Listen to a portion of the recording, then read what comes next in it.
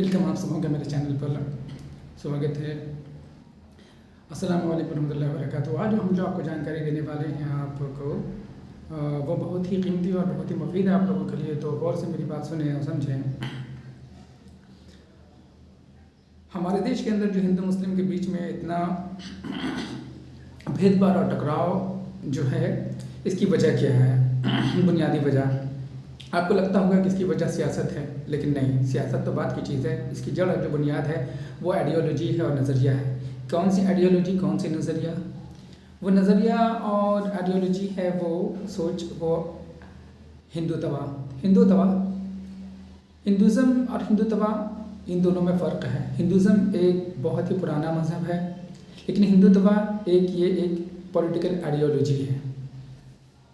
तो हमारे देश में हिंदू भाई बहन भी बहुत बरसों से हैं और ये धर्म बहुत पुराना है, Hinduism, there is no doubt. और मुसलमान भी यहाँ बरसों से रह रहे थे हिंदू भाई बहनों के साथ। इस देश में कोई झगड़ा, कोई टकराव नहीं थी पहले से। आप जो एंशियंट इंडिया की जो हिस्ट्री है आप देख लीजिए, उसमें भी पहले भी मुसलमान हिंदू मिल करके रहते थे, कोई टकराव नहीं था, कोई मसला नहीं था। और जो हिंदू धर्म है, तो हिंदू धर्म में भी आपको वायलेंस नहीं मिलेगा, नॉन वायलेंस। हमारे गांधी जी भी थे, तो उनका भी जो तरीका यही था कि उन्होंने जो अंग्रेज़ों से लड़ाइयाँ भी की तो वो नॉन वायलेंस के साथ, मतलब वो भी वायलेंस वाले नहीं थे, लेकिन थे तो मुस्लिम नहीं थे, हिंदू ही थे, लेकिन वो वायलेंस नहीं थे। अब जो मौजूदा जो हिंदुत्व जो दिन ब दिन जो बढ़ती चली जा रही है, तो ये हिंदुज़म से एक अलग है। हिंदुत्व एक्चुअली है कि ये एक पॉलिटिकल आइडियोलॉजी है, ठीक है। और इसके जो सावरकर हैं, तो सावरकर ने ये जो हिंदुत्व का जो नज़रिया दिया था, आइडियोलॉजी दिया था, वही सावरकर जिसने अंग्रेज़ों से 6 बार माफ़ी मांगी थी, ठीक है। तो उसने ये नज़रिया दिया और वो कहते हैं कि हिंदू वो है, और ये कहते हैं कि हिंदू सिर्फ एक मज़हब नहीं है, वो हिंदू को, जैसा कि मैंने इनके बारे में पढ़ा, कि वो कहते हैं कि हिंदू जो है वो एक कल्चरल आइडेंटिटी के तौर पर ये लेते हैं। जैसे आप हम समझ रहे हैं हिंदू एक मज़हब, वैसा नहीं, वो हिंदू एक कोई कल्चरल आइडेंटिटी के तौर पर लेते हैं, कौमी शनाख्त, एक नेशनल आइडेंटिटी। तो वो कहते हैं कि हिंदू वो है जिसका जो होली लैंड है वो भी इस देश में हो। तो मुसलमानों का और ईसाइयों का होली लैंड चूँकि बाहर है, जो मुक़द्दस ज़मीन है, जैसे मुसलमानों का मक्का मदीना तो वगैरह, और ईसाइयों का भी जो है वो बाहर है मुक़द्दस ज़मीन। तो इस बिना पर वो यहाँ इन्हें नहीं मानते इस देश के कौमी हिस्सा। और साथ इन अक़लियतों के बारे में, यानी माइनॉरिटी के बारे में इनका जो नज़रिया था वो ये था कि ठीक है, मुसलमान और ईसाई भी यहाँ रह सकते हैं, लेकिन उनको हिंदू सकाफ़त को कबूल करना पड़ेगा और वो इस मुल्क के वफ़ादार भी रहें। तो देखिए, ये जो सावरकर के जो नज़रिए और सावरकर की जो सोच है, जो हमारे देश में फैलती चली जा रही है, और इसकी बुनियाद पर ही पॉलिटिक्स, जो सिर्फ पॉलिटिक्स ही आगे नहीं बढ़ रही है, बल्कि अपने देश के जो सिस्टम है वो कहीं ना कहीं इस तरह जो है, इसी एतबार से जो है सिस्टम में जो रद्दबदल किया जा रहा है। तो ये समझें इस बात को आप। तो ये मैंने बताना ज़रूरी समझा। देखिए, तो मैं भी बहुत कोशिशों में हूँ, और ऐसे बहुत सारे हमारे देश में हैं जो हिंदू मुस्लिम इत्तेहाद, हिंदू मुस्लिम के बीच में नफ़रत मिटाने की और दुनिया मिटाने की कोशिश कर रहे हैं, लेकिन ये उस वक्त तक सक्सेसफुल नहीं होगा जब तक सावरकर वाली आइडियोलॉजी और सावरकर वाली विचार रहेगी इस देश में। तो दूसरी बात मैं मुसलमानों से भी कहना चाहता हूँ कि आप, हमारे बेवकूफ़ मुस्लिम समाज, आपने इस देश के लिए कितनी ज़्यादा कुर्बानियाँ दी हैं, इतने अपने उलमाए किराम को मरवाए, इतने लोगों को मरवाए, और इस देश को मरवाने के बाद, इस देश अपने लोगों को इतनी कुर्बानियाँ देने के बाद, मरवाने के बाद जो है सो अपने इस देश को आपने किन लोगों के लिए छोड़ दिया?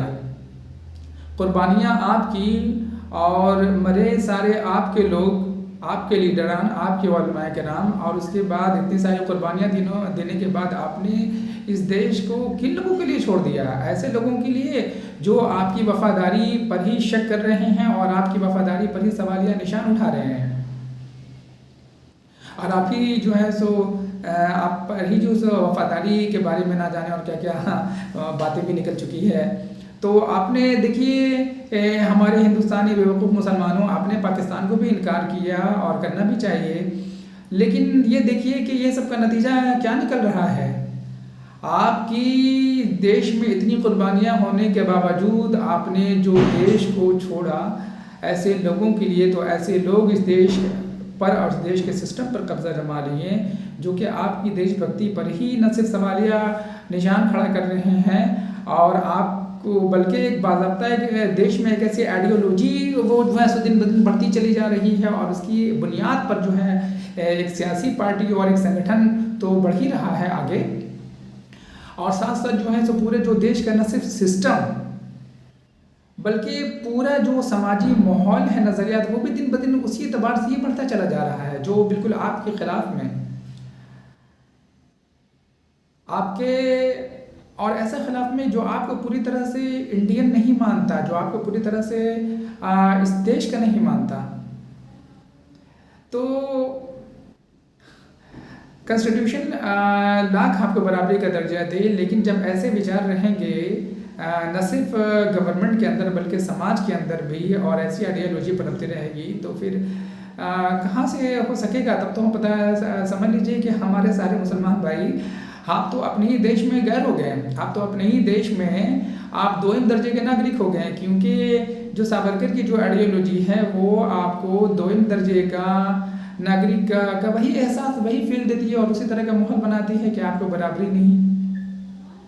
तो बेवकूफ़ मुसलमान समाजों, आपने जो इतने देश में कुर्बानियाँ दी थी, पाकिस्तान को भी आपने इनकार किया था, और उसके बाद आपने देश को छोड़ दिया ऐसे लोगों के लिए, और आपने बस सिर्फ मदरसा बना लिया, आपने बस सिर्फ खूब जो है सो दीन की बातें और खूब जो है आखिरत की बातें और दुनिया के बारे में आप इतने लापरवाह हो गए हैं कि अब जो है सो देश में ऐसे लोग बढ़ गए हैं जो आपको गद्दार कहते हैं, आपको पाकिस्तानी कहते हैं, आपके जो है सो अब नसीब जो है सो मतलब किसी और तौर पर, बल्कि एकदम सीधा सरकारी तौर पर और जो है सो कानूनी तौर पर जो है सो बिल्कुल उसको डिफेंड करते हुए जो है आपके साथ क्या क्या नहीं हो रहा है, और आप मजबूर हैं, बेबस हैं।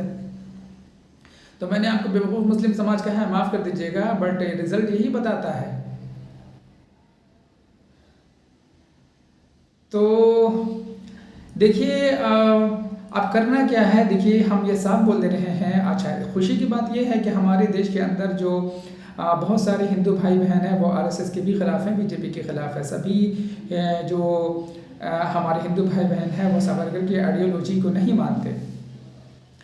गांधी जी, जो हमारे गांधी जी थे, मोहनदास करमचंद गांधी, वो भी तो हिंदू ही थे, और ऐसे हिंदू थे कि वो राम के बहुत ज़्यादा चाहने वाले थे, श्री राम को बहुत ज़्यादा मानने वाले थे, और श्री राम की से इतनी ज़्यादा मोहब्बत करने वाले, चाहने वाले थे कि मरते वक्त भी उन्होंने हे राम कहा। आखिरी शब्द थे उनके जो हे राम थे, और हे राम कह करके इस दुनिया से जाते हैं वो। तो वो भी हिंदू ही थे, लेकिन वो मुसलमानों से नफरत करने वाले तो नहीं थे। तो मेरे हिंदू भाई बहनों, आपसे भी हम यही कहना चाह रहे हैं कि देखिए प्लीज़, हिंदू तो हमारे गांधी जी भी थे, तो क्या हिंदू होने के लिए मुसलमानों से नफरत करना ज़रूरी है? क्या सनातन धर्म पे चलने के लिए मुसलमानों से नफरत करना ज़रूरी है? प्लीज़ मेरी बातों पे गौर कीजिए। ऐसा नहीं ना, गांधी जी तो ऐसे नहीं थे। तो आप और हम क्यों नहीं, हम सब मिल करके गांधी जी के रास्ते पर चले, और भाई हमारी हिंदू भाई बहन वो जो ऑलरेडी सावरकर के रास्ते पर हैं, सावरकर के नज़रिए और ख़यालात को अपना चुके हैं, तो हम आपसे हाथ जोड़कर गुजारिश करते हैं, आस जोड़कर रिक्वेस्ट करते हैं कि आप इस सोच को, आप इस विचार को, इस रास्ते को छोड़ दीजिए, वरना कहीं ऐसा ना हो कि आप हमें अपना दुश्मन समझने लगे, आप हमारे ख़िलाफ़ में कोई वायलेंस वाली बात सोचने लगे। हम भी इसी देश के, आप भी इसी देश के, लेकिन आप चूँकि सावरकर के रास्ते पर चलने लगे, इस वजह से हम जो इसी देश के हैं, और हमारी कुर्बानियाँ हैं, हमारे पुरखों की, हमारे बाप दादाओं की, हमारे उलमा किराम की जो कुर्बानियाँ इस देश को आज़ाद कराने में, तो इसके बावजूद भी बस सिर्फ इस वजह से कि हम मुस्लिम हैं, आप हमें कहीं इस देश का मुकम्मल तौर पर ना समझें, बस इस वजह से कि हमारी होली लैंड जो है वो बाहर है अकॉर्डिंग टू सावरकर।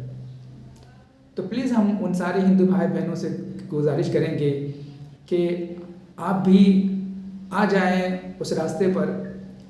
अगर आप बहक चुके हों उस रास्ते की तरफ तो आ जाएं हमारे गांधी जी के रास्ते पर और श्री राम जी की तरह दयालु बने। और आप उस रास्ते पर चलें जहाँ पे वाकई हम हिंदू मुस्लिम के बीच से नफ़रत को ख़त्म करने वाले हों।